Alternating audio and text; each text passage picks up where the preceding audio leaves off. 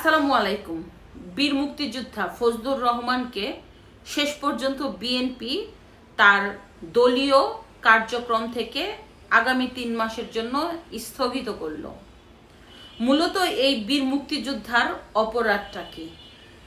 আসলে ২০২৪-এর গণ অভ্যুত্থানের পরে এই বীর মুক্তিযোদ্ধার মূল অপরাধ ছিল সে মুক্তিযুদ্ধের পক্ষের শক্তি।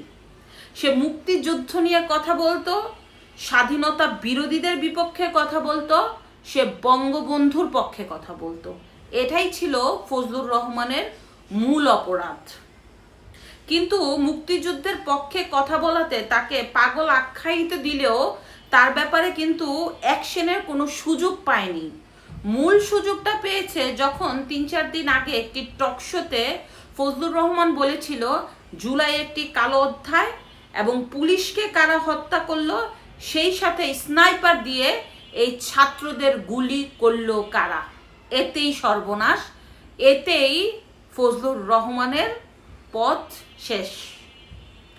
আর এতেই রাজাকাররা দারুণভাবে চটেছেন এই বীর মুক্তিযোদ্ধার প্রতি। কিন্তু বিএনপি একটু সদয় হলো না। এই ১৭ বছরে যারা বিএনপির হয়ে প্রতিবাদী কণ্ঠ ছিল, এই বীর মুক্তিযোদ্ধা ফজলুর রহমান ছাত্রলীগের নেতা থাকা সত্ত্বেও কিন্তু বিএনপির দুর্দিনে বিএনপির চেয়ারপারসনের উপদেষ্টা হয়েছিল এবং জোরালো কণ্ঠভাবে শেখ হাসিনার বিপক্ষে কথা বলেছে, আওয়ামী লীগের বিপক্ষে কথা বলেছে। এই ফজলুর রহমান পুরো একটি অনুষ্ঠানে বলেছিল শেখ হাসিনাকে কত গুলি করবেন করেন, বুক পেতে দিব, কত রক্ত ঝরাবেন ঝরান। অথচ সেই প্রতিবাদী কণ্ঠকে বিএনপি এক বিন্দুও ছাড় না দিয়ে তাকে ৩ মাসের জন্য স্থগিত করে বিএনপিরই ধীরে ধীরে সর্বনাশ করতেছে। বিএনপি ভাবতেছে ফজলুর রহমানকে যদি স্থগিত করা হয় তাহলে বিএনপিকে সবাই ভালো মনে করবে, মোটেও না। ধীরে ধীরে বিএনপির প্রতি মানুষের আস্থা উঠে যাচ্ছে যে বাংলাদেশে এই আওয়ামী লীগের পরে যদি কোনো মুক্তিযোদ্ধার দল থাকে সেটা বিএনপি। কারণ বিএনপির প্রতিষ্ঠাতা জিয়াউর রহমান কিন্তু তৎকালীন সময় পাকিস্তানিদের বিরুদ্ধে কথা বলে বাংলাদেশের পক্ষ নিয়ে স্বাধীনতার ঘোষক হিসাবে ব্যাপক ভূমিকা রাখে। অথচ সেই মুক্তিযুদ্ধের দল বিএনপি মুক্তিযোদ্ধাদের অপমানিত হতে দেয়। সেই মুক্তিযোদ্ধার দল বিএনপিতে মুক্তিযোদ্ধারা আজকে বিপজ্জনক অবস্থায়। আজকে মুক্তিযোদ্ধাদের ছবিতে জুতা নিক্ষেপ করে, অথচ বিএনপি কোনো অ্যাকশনে যায় না। এই যদি হয় বিএনপির কার্যক্রম, তাহলে আসলে কি সামনে বিএনপি এগিয়ে যেতে পারবে? দেখেন ২০২৪ সালে যখন গণ অভ্যুত্থান হলো তখন কিন্তু বিএনপির ব্যাপক জনপ্রিয়তা ছিল। দিন দিন বিএনপির জনপ্রিয়তা কমে যাচ্ছে।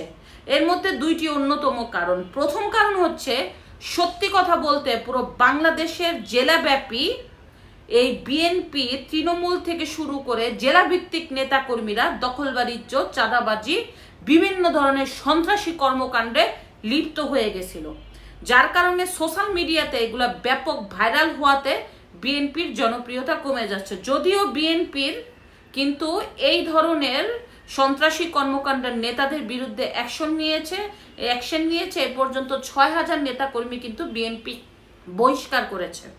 এবং আরেকটা বিএনপি পচে যাওয়ার মূল কারণ হচ্ছে ইচ্ছাকৃতভাবে স্বাধীনতা বিরোধী শক্তি বিএনপিকে সাধারণ মানুষের কাছে কিন্তু খারাপ সাজানোর চেষ্টা করছে। যেই দলেই চাঁদাবাজি করে সেটা বিএনপির দোষ। মানে ব্যাপারটা এরকম হয়ে গেছে, বিএনপি নিলে চাঁদাবাজি, এনসিপি নিলে ডোনেট, আর জামাত যদি নেয় তাদের পুরানা সম্পদ ফিরিয়ে আনতেছে। অথচ সব দলেই কিন্তু চাঁদাবাজি করে, দখল বাণিজ্য করে।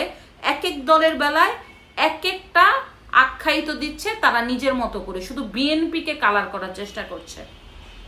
এখন বিএনপি যেভাবে ক্ষমতার জন্য মরিয়া হয়ে উঠেছে, আবার অনেকগুলি ভালো সিদ্ধান্তের মধ্যে ভুল সিদ্ধান্ত নিয়ে তাদের প্রতিবাদী কণ্ঠের নেতাদেরকে যেভাবে অপমানিত করার সুযোগ দিচ্ছে, এতে কিন্তু বিএনপির নেতাকর্মীরা মোটামুটি হতাশ হয়ে পড়েছে।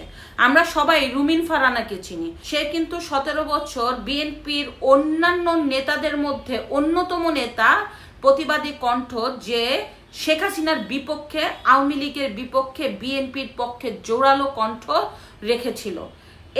এই মহিলা সেই ব্যক্তি যে পার্লামেন্টে দাঁড়িয়ে জিয়াউর রহমান স্বাধীনতার ঘোষক হিসাবে বলেছিল। এতে কিন্তু তাকে যে পার্লামেন্টের আওয়ামী লীগের অনেক এমপিরা ক্ষিপ্ত হয়ে তার প্রতি রাগান্বিত হয়েছিল। তারপরও এই রুমিন ফারহানা কিন্তু বিএনপির হয়ে কথা বলছে।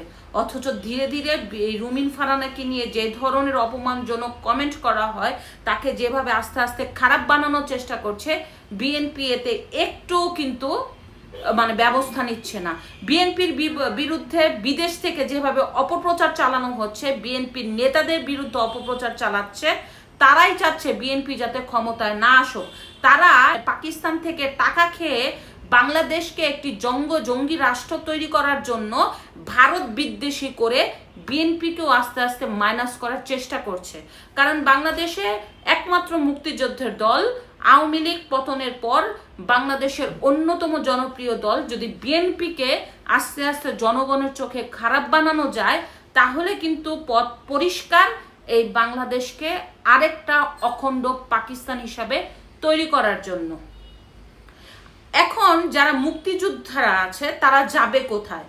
আওয়ামী লীগ তো চলে গেছে, তাদের একটা ভরসার জায়গা ছিল যে ভোট দিলে বিএনপিকে দিব। বিএনপি একটা মুক্তিযুদ্ধের সপক্ষের শক্তি, কিন্তু বিএনপি আস্তে আস্তে যেই ধরনের কার্যক্রম করতেছে, এই মুক্তিযোদ্ধার বিরুদ্ধে যেই ধরনের অ্যাকশন নিল, এটা কি ঠিক হলো?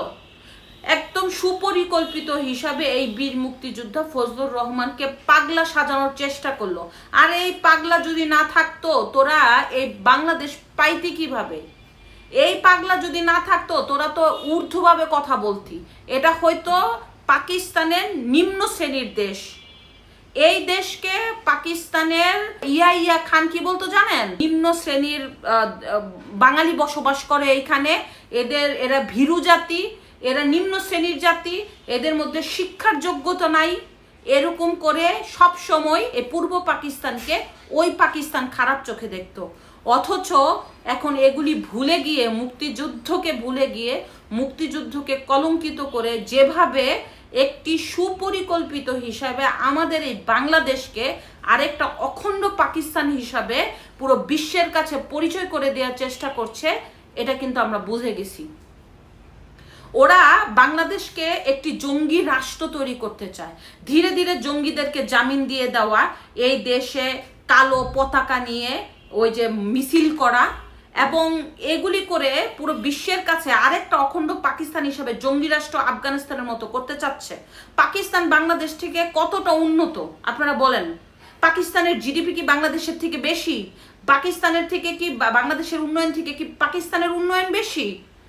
বাংলাদেশিদের যেভাবে মানুষ একটা অন্যরকম সম্মান দেয়, পাকিস্তানিদের কি ওইভাবে সম্মান দেয়? অথচ কোথায় বাংলাদেশ চলে গেছে আর কোথায় পাকিস্তান? অথচ সেই সুন্দর দেশটাকে ধ্বংস করে একটি পরিকল্পিতভাবে বাংলাদেশকে একটি জঙ্গি রাষ্ট্র হিসাবে তুলতে চায় কারা? আজকে স্বাধীনতা বিরোধীরা পুরোপুরিভাবে এই বাংলাদেশকে ঘিরে ফেলেছে। এখন যদি মুক্তিযোদ্ধার কথা বলা হয়, তাকে জুতা নিক্ষেপ করে। মুক্তিযোদ্ধার কথা বলে আওয়ামী লীগের দূষণের ট্যাগ দেয়। মুক্তিযুদ্ধের কথা বলে তাকে মব সৃষ্টি করে, মব ইনজাস্টিস করে তার বিরুদ্ধে। তাহলে মুক্তিযোদ্ধারা যাবে কোথায়? যারা মুক্তিযুদ্ধের পক্ষের লোক তারা কি বলবে?